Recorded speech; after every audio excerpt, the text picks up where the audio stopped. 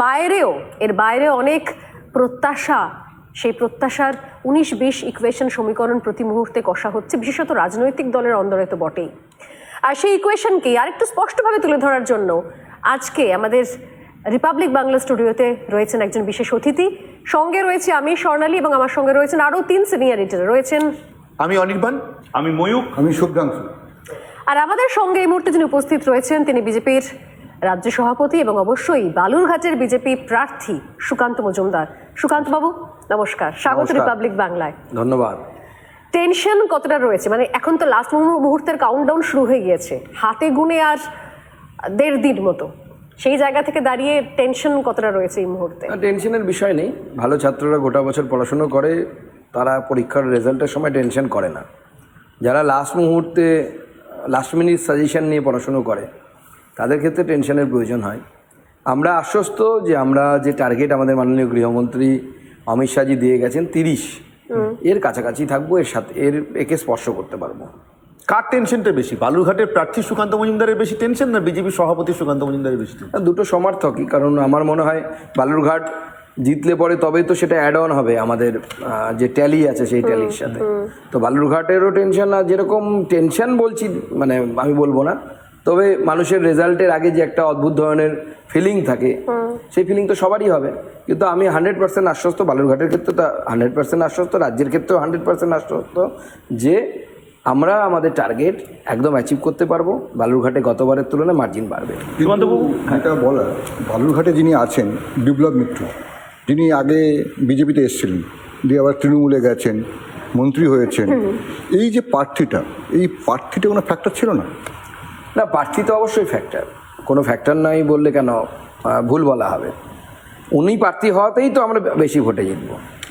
উনি প্রার্থী অ্যান্টি ইনকামবেন্সিটা সমস্ত তৃণমূল কংগ্রেসের অ্যান্টি ইনকামবেন্সি সেটা বিপ্লব মিত্রের উপরে, কারণ বিপ্লব বাবুই ওখানে বিগত 30 বছর ধরে নেতা। ঠিক, তিনি এবং তার পরিবার বাদ দিয়ে তৃণমূল কংগ্রেসেরও কারো কিছু নেই, তিনিই নেতা। তার ভাই চেয়ারম্যান, তার আর এক ভাইকে পিপি বানালেন নিজেরই দলের লোককে সরিয়ে দিয়ে, এবং নিজের দলের লোককে পস্কো কেস দিয়েছেন, মিথ্যে পস্কো কেস। তার পরিবার হাউমাউ করে কাঁদছে, সেই উকিল তিনি এখন জেলের ভেতরে, তৃণমূলের উকিল, তৃণমূলের লয়ার, তৃণমূলের ওদের ল সেল না কী আছে সেগুলো করা, তো সবাই সেই জন্য জানে ওনাকে। তো উনি ফ্যাক্টর, অবভিয়াসলি উনি ফ্যাক্টর। সুকান্তবাবু, আপনি প্রথমেই বলছিলেন যে পরীক্ষার কথা, ভালো ছাত্রদের আলাদা করে সারা বছর যারা পড়াশোনা করে তাদের এই ধরনের টেনশন করতে হয় না, কিন্তু আপনি যাদের বিরুদ্ধে, মানে আপনি যাদের সাথে পরীক্ষায় বসেছেন তাদের কারোর এই হাতার মধ্যে চিরকুট, কেউ স্কেলের মধ্যে, আপনি শিক্ষক মানুষ, আপনি নিজে আরও ভালো জানবেন যে স্কেলের মধ্যে লিখে রেখে দিয়েছে, কোথাও আবার বেঞ্চের তলায় চিরকুট রেখে দিয়েছে, চোথা রেখে দিয়েছে।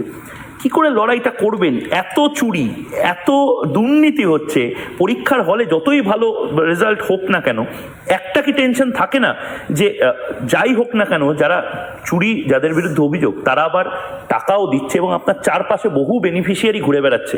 হয়তো আপনার গাড়ির চালক যিনি ভদ্রলোক, তিনিও হয়তো লক্ষ্মীর ভাণ্ডার পান এবং হয়তো তাদের পরিবারেও তারা খুশি তার বউ যখন লক্ষ্মীর ভাণ্ডার পাচ্ছেন বা এই বেনিফিটগুলো পাচ্ছেন। দেখুন, যখন ওরকম নকল চলে আর কি, টোকাটুকি চলে, তখন সেন্টার চেঞ্জ করতে হয়। আমরা তো সেন্টার চেঞ্জ করতে পারবো না ভোটের ক্ষেত্রে, ইনভিজিলেটর চেঞ্জ হয়েছে, তো কেন্দ্রীয় বাহিনী এসেছে, কেন্দ্র থেকে অবজারভাররা এসেছে। তৃণমূল কংগ্রেস চেষ্টা করেনি তা নয়, প্রথম 4-5টি জায়গায় কিছু করতে পারেনি, 4-5টি ফেজে কিছু করতে পারেনি, 6 ফেজে চেষ্টা করেছে, কয়েকটি জায়গায় সফল হয়েছে। কিন্তু আমার মনে হয় সেটা আমাদের 6 ফেজে যে আমরা শক্তিশালী ঘাঁটি, আমাদের 6 ফেজ, সেটা খুব একটা কিছু করতে পারেনি। 7th ফেজে, 6 ফেজ মানে কোন জায়গাটা একটু মানে আমাদের ঘাটাল, মেদিনীপুর, এই যে পুরো অঞ্চল, জঙ্গলমহল, বাঁকুড়া, এটা 7th ফেজ যে ইলেকশন, তাতেও সব থেকে বেশি চেষ্টা করেছে তারা। তো স্বাভাবিকভাবে আমার মনে হয় যে যতই চেষ্টা করুক তারা, যেহেতু ইনভিজিলেটর বাইরে, 100% টোকা তো যাবে না, শুধু চিরকুট আনলেও তো হয় না।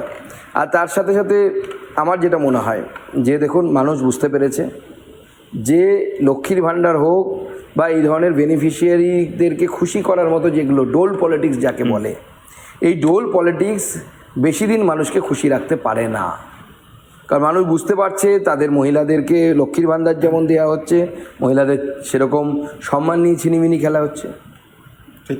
আমি ঠিক এখান থেকে জিজ্ঞাসা করবো সুকান্তবাবু, এই যে সরকার আর দলের মিলেমিশে যাওয়া, তার সঙ্গে একটা পরামর্শদাতা সংস্থাও পর্যন্ত আপনি নাম করে বলছেন, তাদেরও মিলেমিশে যাওয়া, এইখানে কি আপনাদের চ্যালেঞ্জটা আরও বেশি না? এই যে ধরুন লক্ষ্মীর ভাণ্ডার, আপনি বলছেন যে ডোল পলিটিক্স, কিন্তু আপনাদেরকেও তো পাল্টা 3,000-এর কথা বলতে হলো। তার কারণটা হচ্ছে লোকে টাকাটা নিচ্ছেন হয়তো অশোক স্তম্ভের ছাপ দেখে, সরকারি ছাপ দেখে, কিন্তু পাচ্ছেন বা হাতে যখন নিচ্ছেন তখন এটা মনে মনে ভেবে নিচ্ছেন এবং তাকে বুঝিয়েও দেওয়া হচ্ছে টাকাটা দিচ্ছে মমতা বন্দ্যোপাধ্যায়, টাকাটা দিচ্ছে তৃণমূল কংগ্রেস।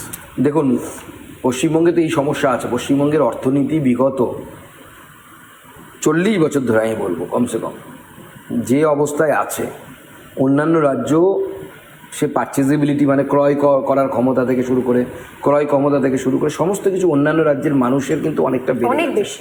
পশ্চিমবঙ্গে কিন্তু এমনকি বেতন স্ট্রাকচার আলাদা। এমনকি বেসরকারি কোম্পানিতে যারা চাকরি করে, বেঙ্গালুরুতে গেলে যে পরিমাণ মাইনে পায় সেই পরিমাণ মাইনে আমাদের কলকাতার অফিসগুলোতে পায় না তারা। তার কারণ কি? কারণ অর্থনীতিটা বাড়েইনি, গ্রোথ হয়নি অর্থনীতি। এবং এর জন্যই মানুষ এখন হচ্ছে সরকারের মুখাপেক্ষী হয়ে যাচ্ছে। এটা কোনো ওয়ে আউট হতে পারে না।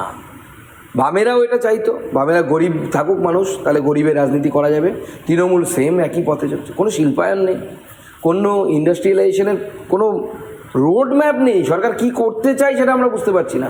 আপনারাও ওয়াকিবহাল মহল, আপনারাও সংবাদপত্রের সাথে, সংবাদ মাধ্যমের সাথে যুক্ত আছেন, আপনারাও যদি আপনাদেরকে বলতে বলি তৃণমূল কংগ্রেসের রোড ম্যাপ কী, কেউ বলতে পারবে না। যে আমার শিল্পায়ন নিয়ে রোড ম্যাপটা কি আছে তৃণমূল কংগ্রেস, কেউ বলতে পারবে না। তো অবভিয়াসলি ইটস এ চ্যালেঞ্জ। আমরা অন্নপূর্ণার ভাণ্ডারের কথা বলছি, কিন্তু আমরা বলছি না this is the sole solution, এটাই যে একমাত্র সমাধান, আমরা এটা বিশ্বাস করি না। আমরা অন্নপূর্ণার ভাণ্ডার যেমন দেব, সেরকম সেই অন্নপূর্ণার ছেলে যেন থাকে দুধে ভাতে, তার জন্য ব্যবস্থাও হবে, তার শিল্পের জন্য শিল্পায়ন হবে, তার চাকরি হবে। আমার এই জায়গাতে একটা প্রশ্ন, যে শিল্পায়ন চাকরি এগুলো স্বাভাবিক বিষয়, যেগুলো আসা উচিত ছিল, এগুলো বিভিন্ন রাজনৈতিক দলের রোডম্যাপে থাকার কথা, ইশতেহারে থাকার কথা। এমনকি আমার শোয়ের ক্ষেত্রে আমি বারবার বলেছি, যখন কেউ প্রচারে যাচ্ছেন তখনও শাসক হোক বা বিরোধী হোক বা This is Ashna. She just cleared 10th boards and is ready to change the world as Dr. Ashna Dayal. And for that, she needs a plan. She needs to find a way to identify her weak areas, a game plan to turn them into her strengths while also being really, really fast. Here, Alan app can help with live classes, AI-powered doubt resolution, and quizzes built specially to tackle her weak topics. Ashna can find a way to do it all. With the right support and lots of practice, our Ashna will become Dr. Ashna Dayal.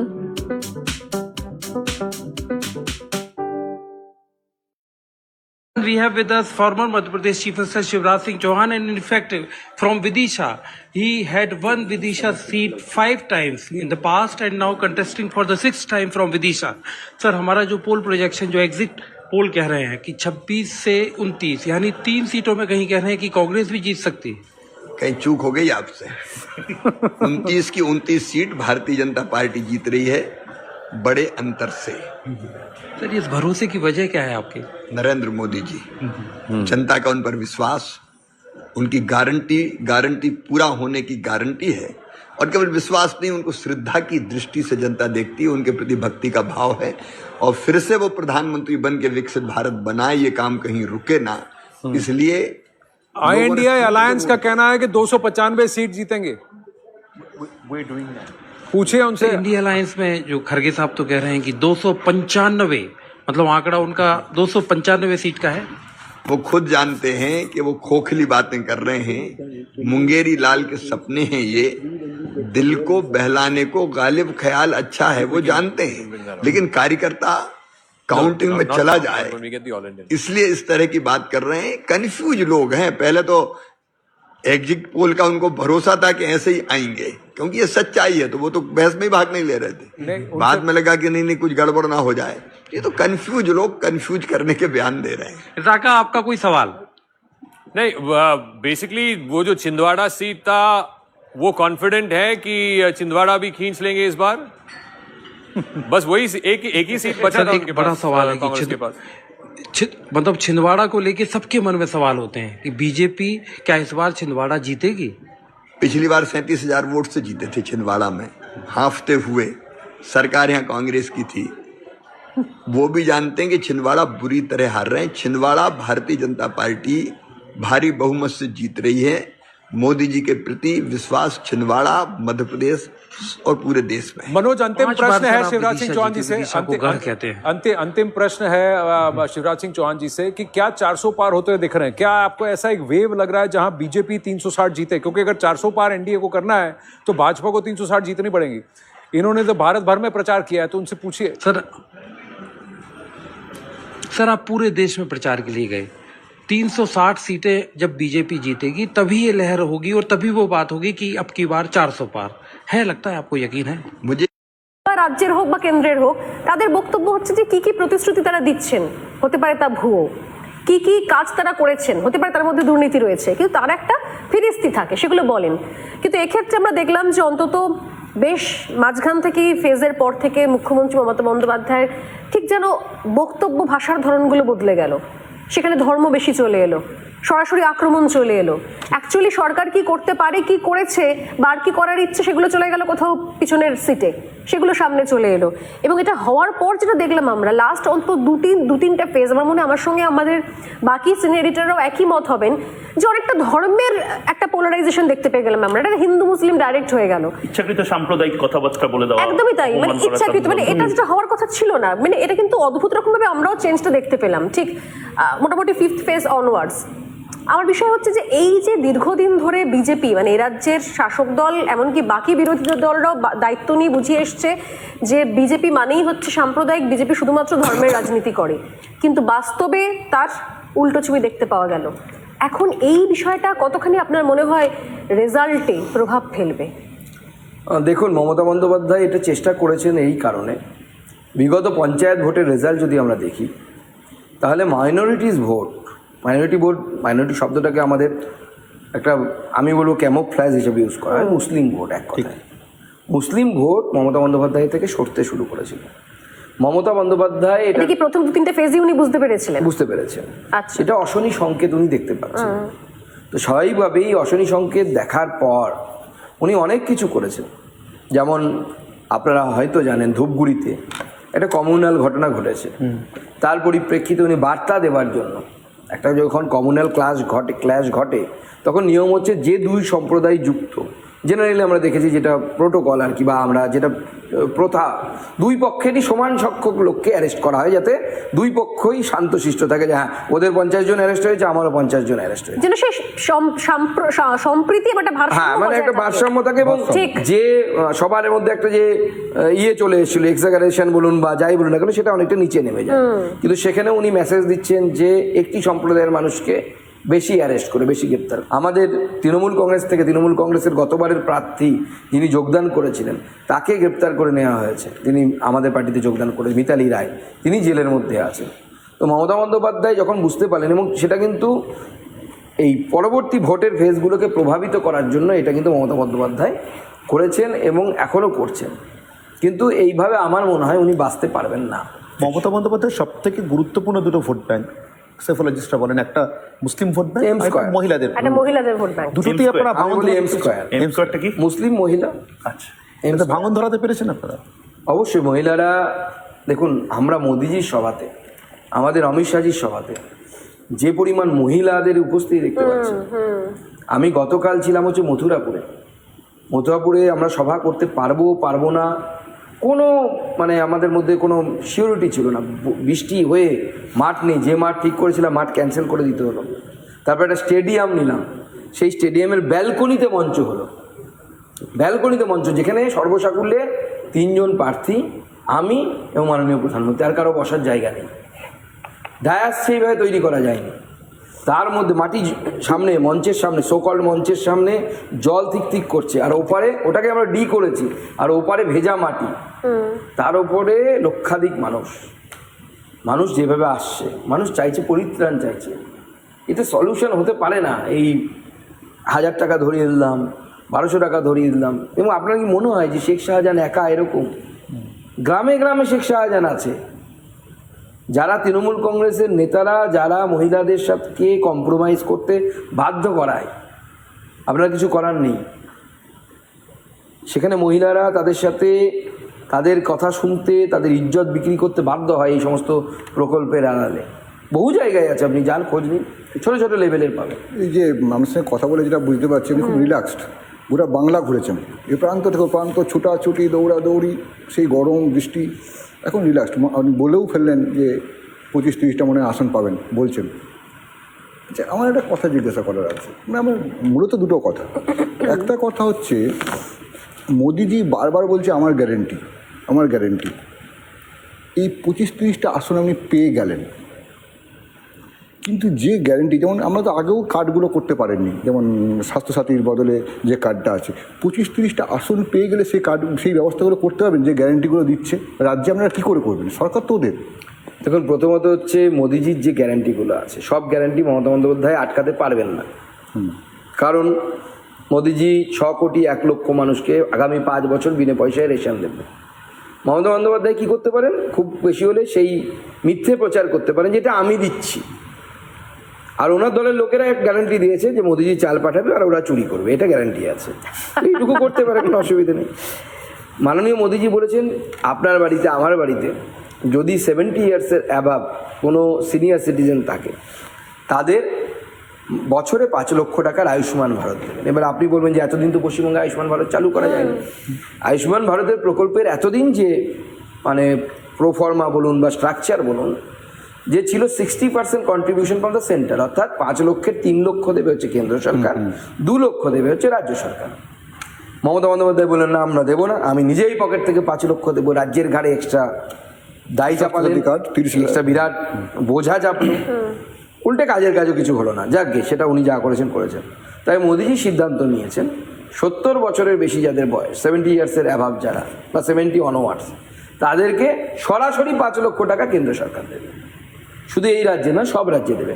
অতএব রাজ্যের কোনো ধরনের NOC বা involvement কোনো কিছুরই প্রয়োজন থাকলো না। এবং মোদিজির এই যে প্রকল্প, এই প্রকল্পে ধরুন আমি আপনি প্রচুর মানুষ উপকৃত হব, যাদের বাড়িতে এই ধরনের বয়স, এবং সবার বাড়িতে এবং বয়োজ্যেষ্ঠ মানুষ থাকেন, বাবা, জ্যাঠামশাই, কাকা, এবং এদেরই রোগের ফ্রিকোয়েন্সিটা স্বাভাবিকভাবে বেশি হবে। বুঝলাম, মানে গ্যারেন্টিগুলো কিছু কিছু পূরণ হয়ে যাবে 25-30 জন থাকলে। অবশ্যই পূরণ হবে। মেট্রো আমরা করব, মেট্রো করছিও, মেট্রো 100% বিজেপির কেন্দ্র সরকারের কন্ট্রিবিউশন। আমাদের রেলের কাজ হয়েছে, আমি আমার জেলাতে এত রেলের কাজ করতে পেরেছি, আমার জেলাবাসী কোনো ভাবতেও পারেনি। দক্ষিণ দিনাজপুর হচ্ছে, আপনারা সবাই জানেন যে উত্তরবঙ্গ হচ্ছে পিছিয়ে পড়া এলাকার মধ্যে একটি এলাকা, আর দক্ষিণ দিনাজপুর হচ্ছে সেই পিছিয়ে পড়া এলাকার মধ্যে সব থেকে পিছিয়ে পড়া এলাকা হচ্ছে দক্ষিণ দিনাজপুর। সেখান থেকে দিল্লি যাবে ট্রেন, এটা মানে 10 বছর আগে, 5 বছর আগে কেউ ভাবতে পারতো না, ভাবা সম্ভব না। আমিও এক্সপেক্ট করিনি যে মোদিজি আমার জন্য 7 দিনের দিল্লি ট্রেন দিয়ে দেবে। আমি ভেবেছিলাম 2 দিন হয়তো দেবে। অ্যাকচুয়ালি ক্যাপাসিটি নেই আমাদের, অত লোক দিল্লি কোথা থেকে যাবে।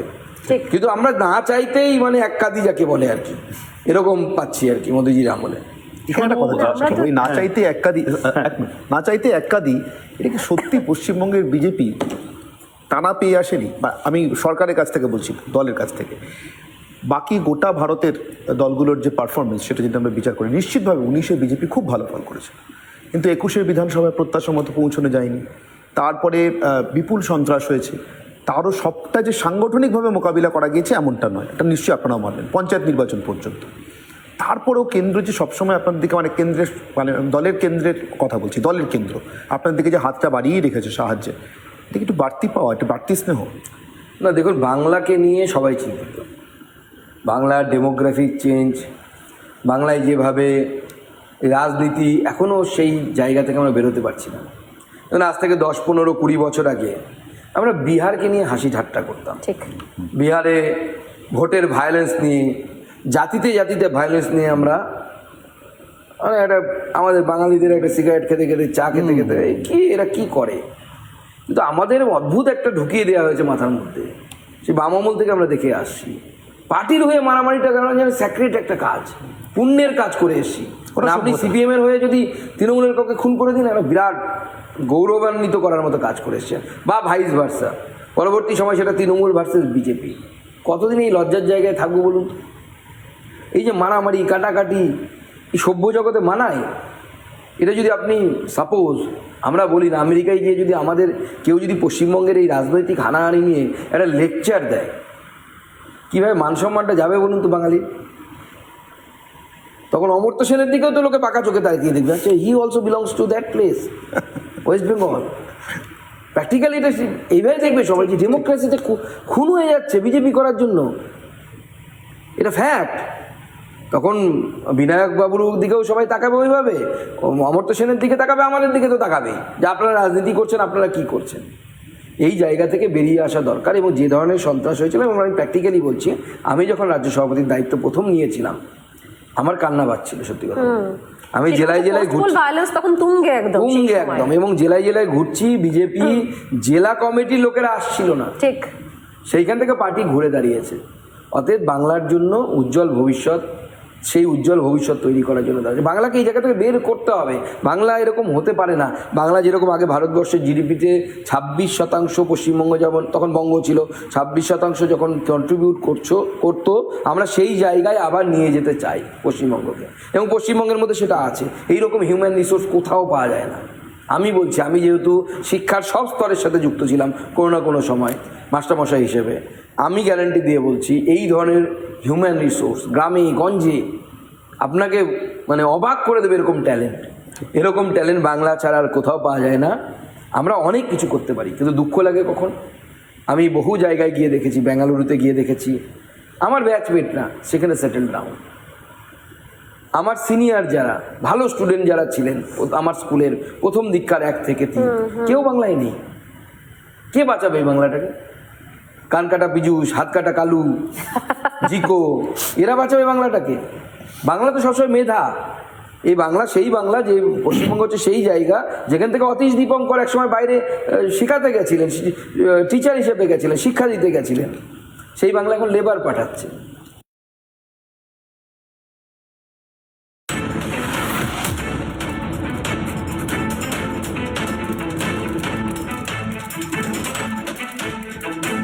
কংক্রিটও নামটাই যথেষ্ট। রিপাবলিকের ডাবল এক্সিট পোলে দেশ জুড়ে গেরুয়া সুনামির ইঙ্গে 350 বেশি আসন পেতে পারে এনডিএ, আর ইন্ডি জোটের হাতে যেতে পারে 150 কাছাকাছি আসন।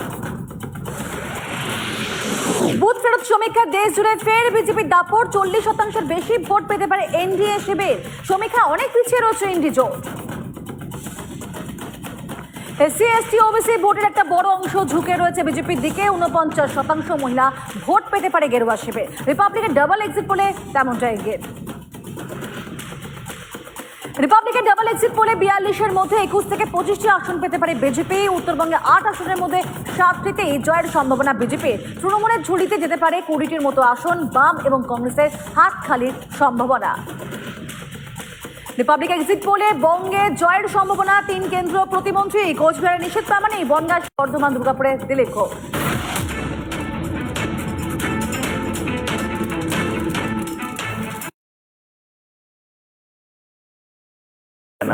ধরে নিলাম আপনারা 25 থেকে 30টা পাচ্ছেন সুকান্তবাবু।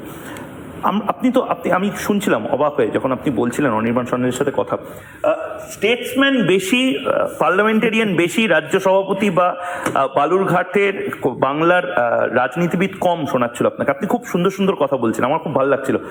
আপনি একদম প্রধানমন্ত্রী যখন রিপাবলিক বাংলাকে সাক্ষাৎকার দিল, আপনি তখন ছিলেন, এবং প্রধানমন্ত্রী মানে এত ভিড়ের মধ্যে হয়তো আপনি শোনেননি, পরবর্তীকালে শুনেছেন। একটা খুব দামি কথা বললেন, বারবার বলছিলেন যে শিল্পে তোমাদের অগ্রগতি, আমাকে দেখে মানে বাংলার অগ্রগতি, এটাই আমাদের ঐতিহ্য ছিল। এবং তারপর উনি বললেন যে তুমি জানো গুজরাটে আমাদের নুন ছাড়া কিছু উৎপাদন হতো না, সেখান থেকে ঘুরে দাঁড়িয়েছে। এবং প্রধানমন্ত্রী বলছেন যে আমি প্রধানমন্ত্রী হিসেবে না, আমি প্রাক্তন মুখ্যমন্ত্রী হিসেবে, আমি অবশ্যই ন্যানো ফ্যাক্টরির কথা বলেছিলাম, আমি নিজে মানে ওই এক্সট্রা ক্লাস নেওয়া, এক্সট্রা প্রাইভেট টিউশনি করেছে, একটু পড়াশোনায় খারাপ ছেলেটাকে ভালো জায়গায় পৌঁছে দেওয়ার দায়িত্বটা নরেন্দ্র মোদী হেড স্যার হিসেবে নিচ্ছেন। আপনারা কেন পারবেন না বলুন তো? এই যে আপনি এই কথাগুলো বলছেন, আমি দিল্লিতে সাংবাদিকতা করার সময় দেখেছি কেরালার সাংসদরা একসাথে, গুজরাটের সাংসদরা সবাই একসাথে দাঁড়িয়ে গান্ধী মূর্তির পাদদেশে বলে যে আমাদের কেরালার প্রজেক্টটা আমাদের চাই। কংগ্রেসের সাংসদ থাকে, অন্য দলের সাংসদ থাকে। আমি কোনোদিন অধীর চৌধুরী, সুকান্ত মজুমদার, কাকলি ঘোষ দস্তিদার, দীপক অধিকারী ইত্যাদি ইত্যাদি যারাই থাকুক, তাদের একসাথে একইভাবে স্লোগান দিতে দেখবো যে আমাদের একটা এইমস দরকার। সবার এইমসে তো দীপক অধিকারীও যাবে, সুকান্ত মজুমদারও যাবে। এটা তো হয় না। এই জায়গাটা কি করে কাটবেন স্যার? দেখুন, তৃণমূল থাকা অবস্থায় কাটা সম্ভব নয়। তার কারণ হচ্ছে শাসককে সবসময় মন বড় করতে হয়। ঠিক। আমরা দিল্লিতে উদাহরণস্বরূপ দেখিয়েছি, কংগ্রেসের তো বিরোধী দলনেতার পদ পাওয়ার কথা ছিল না, যে নাম্বার সে নাম্বার তারা অ্যাচিভ করতে পারেনি, কিন্তু অধীর চৌধুরীকে আমরা বিরোধী দলনেতার জায়গায় দিয়েছি। এবং যারা লোকসভা, আপনারা সাংবাদিক হিসেবে যেখানে লোকসভা হ্যান্ডেল করেন, বা আমি দেখেছি আমাদের মন্ত্রীদের কাছে গিয়ে, এবং আমি আপনাকে বলছি তৃণমূল কংগ্রেসের বর্ষিয়ান সাংসদরা যখন সেন্ট্রাল হলে, পুরনো সেন্ট্রাল হলে আমরা একসাথে বসতাম পুরনো লোকসভাতে, তারা পর্যন্ত আমাকে বহুবার বলেছে, আমি নাম বলছি না, নাম বললে তারা মানে একটা অসুবিধার মধ্যে পড়বে, তোদের মন্ত্রীগুলো খুব ভালো, বুঝতে পারলি, কোনো কাজ নিয়ে গেলে পরেই সঙ্গে সঙ্গে করে দেয়, মানে বাজ বিচার করে না যে কে তৃণমূল কে বিজেপি, ওরা আমরার ব্যাপারটা নেই। এবার আপনি এখানে বা আমরা ওখানে কিভাবে করব? যেখানে মুখ্যমন্ত্রী আমার জেলায় যাচ্ছেন, প্রশাসনিক বৈঠক নিচ্ছেন, সুকান্ত মজুমদারের ডাক নেই। এইটুকু তো রিকগনিশন দেওয়া দরকার আপনার বিরোধীকে। আপনি ডাকবেন না আপনার বিরোধীকে? আমি বলছি আমাদের মুখ্যমন্ত্রী তৃণমূল কংগ্রেসের সাংসদদেরকে ডাকবেন। আমি এই পার্টিতে যদি থাকি, আমার পার্টি কাকে মুখ্যমন্ত্রী বানাবে আমি তো জানি না, যেই মুখ্যমন্ত্রী হন তাকে দিয়ে আমরা এটা করাবো, আমরা এটা শেখাবো তৃণমূল কংগ্রেসকে গণতন্ত্র কাকে বলে। তৃণমূল কংগ্রেসের বিধায়করা ডাক পাবেন, তৃণমূল কংগ্রেসের সাংসদরা ডাক পাবেন, এবং মুখ্যমন্ত্রী হবেন, তিনি বিজেপির মুখ্যমন্ত্রী হবেন না। আমরা বহু জায়গায় করে দেখিয়েছি। একটা কথা দিতে পারবেন সুকান্তবাবু, বাম আমল থেকে আপনি বলছিলেন খুব সুন্দর করে, 60-এর দশক থেকে আপনিও জানেন ছাত্র হিসেবে, রাজনীতির ছাত্র হিসেবে, এই রাজ্যে রাজনৈতিক খুনটা একটা বৈধতা পেয়ে গিয়েছে। কেউ আদর্শের জন্য বিপ্লব করবে বলে খুন করেছে, কেউ বিপ্লবীদের হাতে খুন হয়েছে বলে, মানে সকল সর্বহারা বিপ্লবীদের হাতে খুন হয়েছে বলে পাল্টা খুন করেছে, আমার বাবাকে মেরেছিল আমি মারবো। এইটা চলতে এর কোনো শেষ নেই। কালকে বিজেপি যদি ক্ষমতায় আসে, আমাদেরও এত ঘর পুড়িয়েছিল, এত লোককে মেরেছিল বলে আবার পাল্টা কিছু খুনোখুনি দেখবেন, গ্যারান্টিটা দিতে পারবেন? বদলের সঙ্গে বদলা চলে আসবে, সত্যিকারের বদল। বাংলার পলিটিক্যাল জেনেটিক্সে, ডিএনএতে এই পাল্টা খুন পাল্টা মার এটা ঢুকে গেছে। আমি অন্য রাজনৈতিক নেতাদের মতো বলবো না মিথ্যে কথা, যে সঙ্গে সঙ্গে বন্ধ হয়ে যাবে। আপনি 10 বছর সময় দিন আমাদেরকে, আমি গ্যারান্টি দিচ্ছি 10 বছর পর এটা থাকবে না বাংলায়, এটা চলতে দেব না, আমরা বন্ধ করে দেব। আমাদের মুখ্যমন্ত্রী তৃণমূল কংগ্রেসের কেউ খুন হলে টাইম লাগবে, প্রথমে হবে না, আমি পরিষ্কার বলছি। কারণ প্রথমে এই যে এমন একটা পরিবেশ তৈরি করে রেখেছে এরা, এখান থেকে মানুষকে বের করতে, মানুষকে বুঝিয়ে বের করতে হবে, লাঠি দিয়ে বের করতে পারবেন না, মানুষকে বুঝিয়ে বের করতে সময় লাগবে। এবং আমাদের মুখ্যমন্ত্রী তখন যে খুন হবে, সে পতাকা না দেখে তার বাড়িতে প্রয়োজনে যাবেন, আমাদের নেতারা যাবেন, এবং বড় বড় কমিটমেন্ট করছে। হ্যাঁ, 10 বছর সময়, 10 বছর সময় দিন, পুরো আমরা এটাকে ঠিক করে দেব। তবে আমি এটুকু আপনাদেরকে আশ্বস্ত করছি, আপনাদের এক্সিট পোল যা দেখাচ্ছে দেখাক, আমি ওদিকে যাচ্ছি না। একটি হলেও তৃণমূলের থেকে আমরা বেশি সিট পাবো এবার, একটি হলেও, এটা লিখে রাখুন আপনি। 21টা মানে 22-22টা অন্তত, আমি একটি হলেও বলছি, এটা হচ্ছে মিনিমাম লিমিট, এটা হচ্ছে মিনিমাম। মানে আমি তো হলো, এবার তো কাউন্টিং, তো গতবারে কাউন্টিংয়ের আপনাদের মনেই আছে, অভিযোগ ছিল ওদের আইপ্যাক আছে, আছে। আপনাদের কি প্যাক আছে? 6 প্যাক ট্যাক্স প্যাক আছে নাকি? দেখুন, আমাদের একটাই প্যাক, সেটা হচ্ছে ভারত মাতা কি জয় প্যাক। এই প্যাকেই কাজ হয়। বিজেপির কর্মীরা বুথে, এই কাউন্টিং হলে থাকবে। হ্যাঁ, বিভিন্ন ফন্দি ফিকির আটা হচ্ছে, আমাদের কাছে খবর আছে। আমরা 3 দিন আগে নাম দিয়ে দেব ডিএমের কাছে, সেই লিস্ট আইপ্যাকের কাছে চলে যাবে। আমরা খবর পাচ্ছি, কারণ প্রশাসনে তো আমাদেরও কিছু লোক আছে, সেখান থেকে ফোন যাবে, কাউকে প্রলোভন দেওয়া হবে, কাউকে ভয় দেখানো হবে। কিন্তু আমাদের কর্মীদেরকে আমরা বলছি, কোনো অবস্থাতেই আমরা মাথা নোয়াবো না, শেষ পর্যন্ত লড়াই করব। আর এবার বিজেপি, ওই যে বলে গেলাম, একটির থেকেও বেশি সিট, কম করে একটি হলেও বেশি সিট তৃণমূলের থেকে পাবে, এবং লোকসভার বিচারে এই রাজ্যের সিঙ্গেল লার্জেস্ট পার্টি বিজেপি হবে এবার। কিন্তু কোনো প্ল্যানিং কিছু কি? আমি জাস্ট একবার সামনে সেই জায়গাটা, মানে আমরা এখন যখন কথা বলছি তার থেকে 48 ঘন্টা পরেই রিয়েল ফিগার্স আসতে শুরু করবে, কিন্তু সেই জায়গাটা, আবারও সেই জায়গাটা যেখানে 3-4টের পর থেকে, সূর্যাস্তের পর থেকে আমরা দেখেছি বিধানসভাতে, মানে যেটা শুভেন্দু অধিকারীর মানে কার্যত ব্র্যান্ড টার্নিশ করার জন্য লোডশেডিং বিধায়ক বলে দেওয়া হলো তৃণমূল কংগ্রেসকে। একটা কাউন্টার ন্যারেটিভ সেট হবে, আইপ্যাককে ইউজ করা হচ্ছে বলে বারবার বলছেন।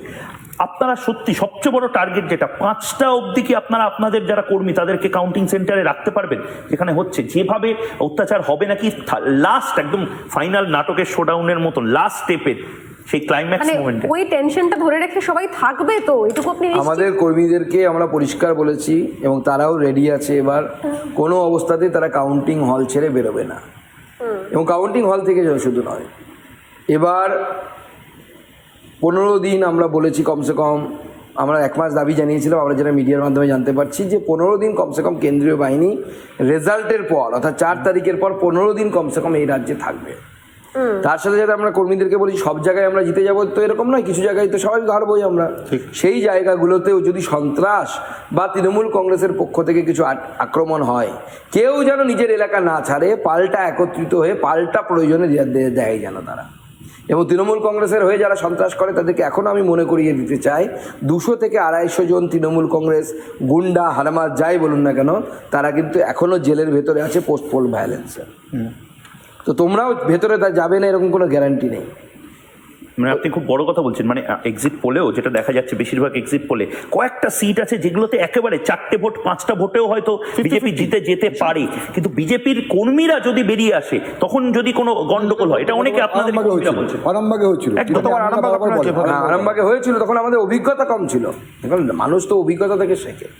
বিজেপি 14 থেকে 19 এই টার্মের মধ্যে যে বেড়েছে, এই বাড়াটা তো মানে সময় অনুসারে আমরা যদি দেখি, যে কোনো রাজনৈতিক বিশেষজ্ঞের জন্য কিন্তু এটা একটি রহস্য বলুন বা একটা স্টাডি মেটেরিয়াল বলা ভালো, যে এত তাড়াতাড়ি একটি পার্টি কিভাবে বাড়লো কোনো জায়গায়। ঠিক, যেটা ম্যাজিকও নয়, মানে এটা কোথাও একটা ভ্যাকুয়াম তৈরি হয়েছিল, আসার পরপরই। হ্যাঁ, মানে আমি যেটা বলতে চাইছি, যারা পলিটিক্যাল সায়েন্সের স্টুডেন্ট বা যারা সেফোলজিস্ট রাদার আমার বলা উচিত, তাদের এটা নিয়ে ভাবনা চিন্তা করা উচিত এবং এটা গবেষণার বিষয় বলে আমার মনে হয় যে এই 5 বছরের মধ্যে বিজেপির এই টার্ন ওভার বলুন বা যেটাই বলুন না কেন, মেক ওভার হলো, চেঞ্জ ওভার বলুন, সেটা কিভাবে হওয়া সম্ভব হলো এবং তার পরিপ্রেক্ষিতে বিজেপির এই বাড়াটা এবং সিট যে বাড়াটা, সেটা তো স্বাভাবিকভাবে নতুন লোক এসেছে, নতুন লোক ঝাঁপিয়ে পড়েছে, তাদের অভিজ্ঞতা কম ছিল, সেই জন্য আমরা অনেক জায়গায় হেরেছি। এবার আমরা সেই ভুলটা করছি না। এবার তো আরামবাগ থেকে এবারে 24 অনেক বেশি ম্যাচিওর বিজেপি। সেবার তো বলছিল আমাদের ছাত্র বন্ধু ছিল বামেরা, এবার তো বামেরা তো নিজেরা লড়াই করছে। না দেখুন, বামেরা ছাগলের 3য় সন্তান, এখন ওদের অস্তিত্ব বলে কিছু নেই। 2-1টি জায়গায় ভোট পাবে, কিছু ভোট পাবে, কিন্তু বামেরা অলরেডি টেস্টেড এবং রিজেক্টেড। আজকে আমরা তৃণমূল কংগ্রেসের কথা বলছি, বামেদের ভোট পাওয়ার দিকে কি আপনারাও একটু তাকিয়ে নিই? কিছু জায়গায় বামেরা ভোট পেলে আপনাদের একটু না, বামেরা বিশেষ করে মুসলিম ভোট যদি ভেঙে দিতে পারে, বামেরা অনেক জায়গায় মুসলিম ভোট পাবে, তাতে আমাদের লাভ হবে, সেটা তো লুকিয়ে রাখার কোনো বিষয় নেই। ঠিক, এবং আমরা চাই তো মুসলিম ভোট বামেরা পাক। বামেরা এত সেকুলার, মানে সোকল সেকুলার যাকে বলে আর কি, তো তারা মুসলিম ভোট পাচ্ছে না কেন? মুসলিমরা, বাংলার মুসলিমরা বিজেপিকে কবে ভোট দেবে? বিজেপি ক্ষমতায় এলেই দেবে। মুসলিমরা সবসময় ক্ষমতাশীল দলকে ভোট দেয়, এটা আপনি যদি স্টাডি করে দেখেন, সব জায়গাতেই তাই বলে, এখানেও তাই দেবে। অন্য রাজ্যেও তো হয়েছে, হ্যাঁ অন্য রাজ্যে হয়েছে, গুজরাটে হচ্ছে, এই যে বামেরা, এর সঙ্গে ক্ষমতা ছাড়া অন্য কোনো সমীকরণ নেই? এর সঙ্গে কি ক্ষমতা ছাড়া অন্য কোনো সমীকরণ নেই? আপনি তো খোলাখুলি কথা আমি বলছেন। একটা প্রশ্ন করতে চাই, সেটা হচ্ছে কিছুক্ষণ আগে আমি খুব গুরুত্বপূর্ণ একটা প্রশ্ন করছিলে যে একসঙ্গে আওয়াজ কেন শুনছি না সংসদে দাঁড়িয়ে, এতজন সাংসদ আপনি। এটা কিন্তু অ্যাকচুয়ালি বাস্তব হয়। সুকান্ত দা হয়তো জানেন যে অনেক নেতারা একসাথে, অনেক মানে গুজরাটে নরেন্দ্র মোদীর যারা বিরোধীরা, নরেন্দ্র মোদী যদি ওয়ার্ল্ড ইকোনমিক ফোরামে যান, আহমেদ প্যাটেলই যেতেন অ্যাকচুয়ালি। আমার সে জায়গা থেকে মনে পড়ছে ময়ূক শুভ্রাংশু লাস্টবার যখন নির্বাচনের আগে যখন সুকান্ত মজুমদার একটা ইন্টারভিউ করেছিলাম, উনি আমাকে একটা পয়েন্ট বলেছিলেন যে 100 দিনের কাজ বঞ্চনা নিয়ে। উনি বলেছিলেন যে আমি শিওর কি সুকান্তবাবু আপনারও মনে আছে, আপনি বলেছিলেন যে যদি হিসেব দেখাতে পারে, যদি কাগজ থাকে, তাহলে আমি সুকান্ত মজুমদার কথা দিচ্ছি তৃণমূল কংগ্রেসের সাংসদদের সঙ্গে আমিও বসে একই রকম ভাবে আওয়াজ তুলবো। একদম, এটা আপনি বলেছিলেন মানে লাস্ট ইন্টারভিউতে। আর বক্তব্য যদি এই যে বলছেন যে একটা হলেও বেশি হয়ে যায়, যদি সেরকম 1টা হোক, 2টো হোক, 4টে হোক বেশি হয়ে যায়, তাহলেও এই যে কেন্দ্রীয় বঞ্চনার ঘটনাগুলো ঘটছে নির্বাচন মিটে যাওয়ার পর, সেই লড়াইটা করবেন যদি তারা কাগজ দিতে পারেন, স্বচ্ছতা রাখতে পারেন? অবশ্যই। আমি এখনো বলছি, কাগজটা দিয়ে দেন মমতা বন্দ্যোপাধ্যায়, এই হচ্ছে আমার হিসেব, 100 দিনের টাকা আমার লাগবে। দেখুন সিম্পল কথা, কেন্দ্র সরকারের গ্রাম উন্নয়ন মন্ত্রকের কতগুলো কোয়ারি আছে, আপনি কোয়ারিগুলো ফুলফিল করুন। তৃণমূল কি বলছে? মেনে নিচ্ছে, হ্যাঁ চুরি হয়েছে, নিজেরাই বলছে কিছু জায়গায় চুরি হয়েছে, আমরা টাকা ফেরত দিয়ে দিচ্ছি। কিন্তু আপনি কোথা থেকে টাকাটা ফেরত দিচ্ছেন? আপনি কেন্দ্র সরকারের টাকা, গভর্নমেন্ট এক্সচেকার, মানে পাবলিক মানি, জনগণের টাকা, আপনি সেই টাকা চুরি করেছে কি আপনার প্রধান, আপনার নিয়োগ করা নির্মাণ সহায়ক বিডিও, এরা যে মানে চোখে দেখেছি। আমি একটি দলের রাজ্য সভাপতি, আমি মাননীয় প্রধানমন্ত্রীকে আমি নাম ধরে বলে দিচ্ছি, মেদিনীপুরের এসপি এবং ডিএম ভিআইপি লাউঞ্জে অপেক্ষা করছে, আমার এই মাননীয় প্রধানমন্ত্রী, আমি সাংসদ এবং রাজ্য সভাপতি, এরকম না যে বিদায়ী সাংসদ, তখন তো ভোটও ঘোষণা হয়নি, চুপচাপ আরামসে বসে গল্প করছে। উঠে দাঁড়িয়ে কমসে কম যে নমস্কার করা, মিনিমাম যে সৌজন্য বোধ নেই। আমি যখন প্রথম জেতার পরই যেখানে জিতবো আমরা, এবার তো কত করবে আমি জানি না, পারবে কোথা থেকে, প্রত্যেক জায়গায় ডিএম আর এসপি চেঞ্জ হবে। আমিও জিতেছিলাম 19-এ, একজন ভদ্রমহিলা আমার ডিএম ছিলেন, ডক্টর প্রিয়া সামথিং প্রিয়া, আমি নাম ভুলে গেছি, সরি তার জন্য, তাকে চেঞ্জ করে দেওয়া হলো, এসপিকে চেঞ্জ করে দেওয়া হলো, তারপরে একজন ডিএমকে নিয়ে এসে বসানো হলো, যে আমার সাথে দেখা পর্যন্ত করতো না। আমি জোর করে একদিন দরজা ঠেলে ঢুকে গেছি, ঢুকে গিয়েছে বলছে আপনি ঢুকলেন আমাকে স্লিপ দেননি। আমি বললাম অর্পিতা ঘোষ ঢুকলে স্লিপ দেয়? বলে হ্যাঁ দেয়। বলে দেখান, একটা স্লিপ দেখান আমাকে, একটা স্লিপও দেখাতে পারেন না। এই যদি আপনি বিরোধীদের সাথে সম্পর্ক রাখেন, কোন বিরোধী আপনার জন্য লড়বে? এটা তো চলতে পারে না, মেরেছো কলসির কানা তাই বলে কি প্রেম দেবো না? আর 48 ঘন্টা জাস্ট বাকি, তারপরে আজকে ইন্টারভিউ, সারাদিন আপনাদের অনেক কাজকর্ম আছে, সোমবার মঙ্গলবার, ধুকপুক একটু কি হবে স্যার, মানে মাস্টার মশাইকে জিজ্ঞেস করছে, সেই দিন একটু টেনশন হবে, স্বাভাবিক, এটা রেজাল্টের দিন তো একটু টেনশন হবে, রেজাল্ট আসছে কি হচ্ছে না হচ্ছে, কিন্তু যেহেতু আমি নিজের রাত পাইচারি করার মতন না, আমি ওরকম পছন্দ করিনি, আমার মাধ্যমিক উচ্চ মাধ্যমিকের রেজাল্টের সময়ও করিনি, কারণ আমি নতুন জুনিয়র হরলিক্সে আছে ডিএইচএ, যা দেয় অ্যাক্টিভ ব্রেন আর প্রোটিন, যা থেকে হয় হাইট গেইন। কেননা পুষ্টি পুরোটা পেলে তবেই তো পুরো গ্রোথ হবে। All new junior Horlicks. Rexona deodorant ঘাম ও ব্যাকটেরিয়া থেকে হওয়া দেহের দুর্গন্ধ রোধ করে, যা স্নানের কিছুক্ষণ পরেই ফিরে আসে। এর 72 ওডর প্রোটেকশন আপনাকে শাওয়ার ফ্রেশ রাখে সারা দিন। ডান্সিং এ যাবি? ওয়াই নট, শাওয়ার ফ্রেশ থাকুন সারা দিন। রেক্সোনা। ঈশ্বরে বিশ্বাস করি, আমি জানি যে কর্ম করলে পরে তার ফল সঠিক আছে, দেখা যায়, সময় একদম শেষ। একটা প্রশ্ন করবো, একটা প্রশ্ন আমি নিশ্চয়ই একটা প্রশ্ন করবো সুকান্ত আপনার কাছে। এবারের নির্বাচনের ফল ঘোষণার পর একটা নতুন জিনিস বাংলায় দেখা যেতে পারে, যাবে আমি বলছি না, না গেলে হয়তো আপনিও আপনার মতো আমিও একই রকম খুশি হব। ঠিক যে কায়দায় নির্বাচনের 6 নম্বর বা 5 নম্বর ফেজ থেকে বেছে বেছে হিন্দু সম্প্রদায়ের মানুষকে হুমকি দেওয়া হয়েছে, হিন্দু প্রতিষ্ঠানগুলোকে হুমকি দেওয়া হয়েছে, তাদেরকে নিশানা করা হয়েছে, এই ফল যদি আপনাদের পক্ষে খুব ভালো হয়, তারা কিন্তু সবাই মিলে বিপদে পড়তে পারে রাজ্যের বিভিন্ন প্রান্তে। বিজেপি কি ভূমিকা নেবে? আমি বলছি, আপনাদেরকে আশ্বস্ত করছি, কিচ্ছু হবে না, আপনারা নিশ্চিন্তে থাকুন। এবং যে সমস্ত সংস্থাগুলোর উপরে মুখ্যমন্ত্রী তার কুনজর ফেলেছেন বা বক্রদৃষ্টি বলা ভালো, ফেলার চেষ্টা করেছেন, তাদের যে প্রতিবাদ রাস্তায় নেমেছে, সেই প্রতিবাদের ফলে আমার মনে হয় মুখ্যমন্ত্রী পিছু হটতে বাধ্য হবেন। মুখ্যমন্ত্রী তার মানসিক সন্তুলন তো হারিয়েই ফেলেছেন। কয়েকদিন আগে মাননীয় প্রধানমন্ত্রীর র্যালির পরদিন মাননীয় মুখ্যমন্ত্রী যেভাবে অঙ্গভঙ্গি করেছেন মিডিয়াতে, আপনারা দেখেছেন, একজন মুখ্যমন্ত্রী এগুলো মানায় না। এখন রকের ছেলেরা বসে এগুলো করবে, আর পশ্চিমবঙ্গে রকে বেকার ছেলে বসে থাকা ছেলে তো কোনো উপায় নেই, কাজ নেই, বেকার ছেলেরা বসে আছে, চা খাচ্ছে, চপ খাচ্ছে, বিড়ি সিগারেট টানছে, আর ওগুলো করছেন। কিন্তু একজন মুখ্যমন্ত্রী আপনি এই কাজ করছেন, এটা মানায় না আপনাকে। শুভ্রাংশু, এই প্রশ্নটা করা উচিত, মানে করে দেওয়াই যাক, যখন খোলাখুলি বলছেন। আমরা তো সবাই এক্সিট পোলের পর রিল্যাক্সড হয়ে রয়েছি, প্রশ্ন করে নির্দ্বিধায় করতে পারে। কোনো সেটিং ছিল কি? কোনো সেটিং? হ্যাঁ ছিল তো, সিপিএম আর তৃণমূলের পাক্কা সেটিং আছে। সিপিএম বলছে যে সেটিং ছিল, কিন্তু সেটিংটা ফিটিং হয়নি, সেই জন্য ঝামেলাটা হচ্ছে।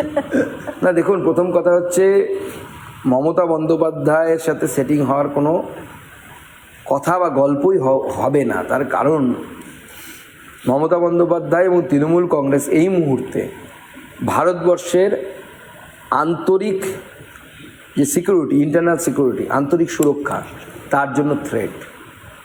এবং দেখুন, আমরা কোনো রাগ ঢাক করি না, আমি হিন্দু, গর্বিত হিন্দু। বা বালা সাহেব ঠাকরের কথা যদি বললেন, mad mad mad Hindu, I M A mad mad mad Hindu. এবং হিন্দুদের দ্বিতীয় কোনো যাবার জায়গা নেই, এবং আমি কোনো মূর্খের স্বর্গে বাস করি না। এই ভারতবর্ষই একমাত্র জায়গা এখানে হিন্দুদের থাকার যেখানে অধিকার আছে, নিজের ধর্ম আচরণ পালন করার অধিকার আছে। এর সাথে কম্প্রোমাইজ করার কোনো জায়গা নেই, আমার কারো দ্বিতীয় জায়গা নেই আমাদের যাবার। সেই জন্য আমরা আমাদের দৃষ্টিভঙ্গিতে একদম ক্লিয়ার। আমাদের যখন 2টো সিট ছিল, যখন কিছুই ছিল না, তখনও বলতাম আমরা রাম মন্দির ওখানে তৈরি করব, তখনও বলতাম আমরা 370 দ্বারা আমরা বাতিল করব। আমরা এখনও সেই জায়গায় আছি। আমরা এখনও বিশ্বাস করি অভিন্ন দেয়ান্নি বিধি হওয়া উচিত। আমরা কোনো রাগ ঢাক করি না। আমরা এটা বিজেপি, তোমার যদি পছন্দ হয় তুমি এসো, এটাই বিজেপির নীতি। বিজেপি দেশের সাথে কোনো জায়গায় বিন্দুমাত্র কম্প্রোমাইজ করবে না। যদি কোথাও জায়গায় ভুল হয়ে যায় সেটাকে আমরা রেকটিফাই করবো, দেশ সবার আগে। এবং আমাদের যাবার জায়গা নেই, সেই জন্য করছি। এটা কোনো বড় ইয়ে নিয়ে করছি এরকম নয়, আমার নিজের স্বার্থে করছি। আমার মেয়েটা কোথায় যাবে, তার মেয়ে ছেলে যেই হোক না কেন, নেক্সট জেনারেশন কোথায় যাবে, যাবার কোনো জায়গা নেই, এখানেই থাকতে হবে। এবং আমি আমার ধর্ম সংস্কৃতি নিয়ে থাকতে চাই, আমি কনভার্ট হতে চাই না, পরিষ্কার কথা। অতএব আমার এই মাটি রক্ষা করতে হবে, এই ভূমি রক্ষা করতে হবে।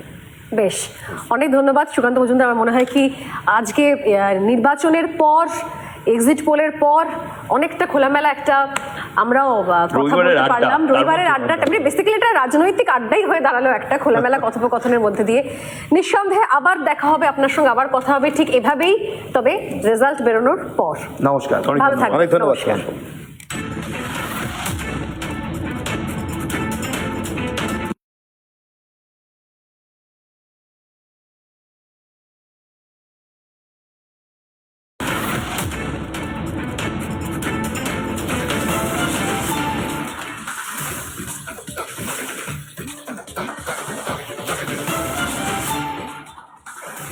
নমস্কার, দেখছেন রিপাবলিক বাংলা। আপনাদের সঙ্গে আমি অনির্বাণ, আমার সঙ্গে আমি ময়ূক রয়েছি।